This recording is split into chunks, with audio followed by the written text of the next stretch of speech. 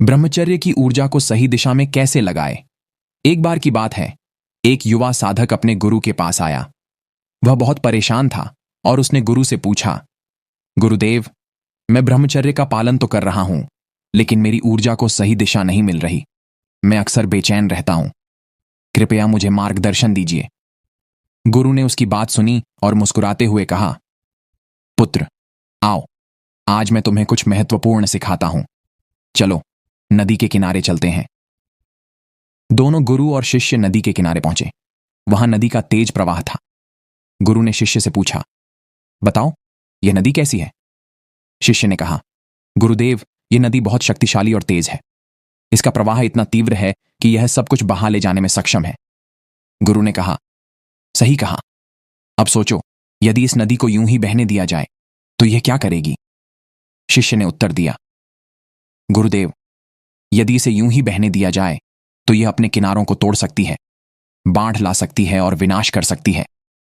गुरु ने सिर हिलाया और कहा, अब सोचो, अगर इस नदी पर एक बांध बना दिया जाए और इसकी धारा को नियंत्रित कर दिया जाए तो क्या होगा?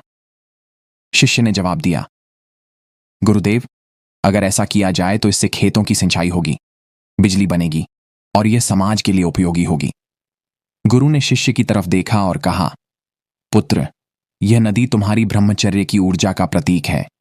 यदि इसे नियंत्रण और दिशा न दी जाए तो यह विनाशकारी हो सकती है, लेकिन अगर इसे सही दिशा में लगाया जाए तो यह तुम्हारे जीवन को सफल और सार्थक बना सकती है। शिष्य ने पूछा, गुरुदेव, तो फिर इस ऊर्जा को सही दिशा में लगाने के लिए मुझे क्या करना चाहिए? गुरु ने मुस्कुराते हुए समझाया, ऊर्जा को सही दिशा में लगाने के उपाय: 1. ध्यान और आत्मचिंतन का अभ्यास करें।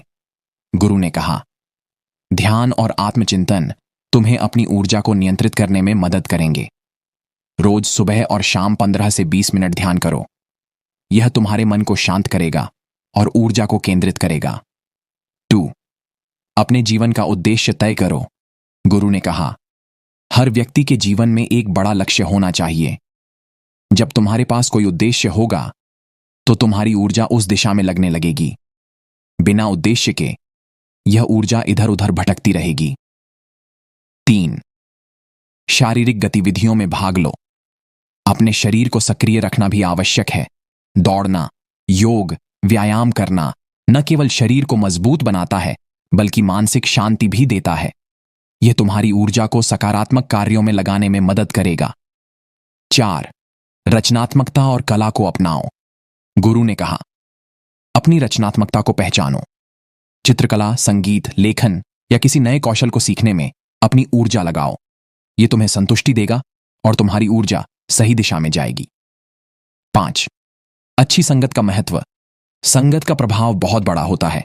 हमेशा उन लोगों के साथ रहो जो तुम्हें प्रेरित करें, तुम्हारे विचारों को उन्नत करें और तुम्हारे भीतर सकारात्मकता भरें। 6.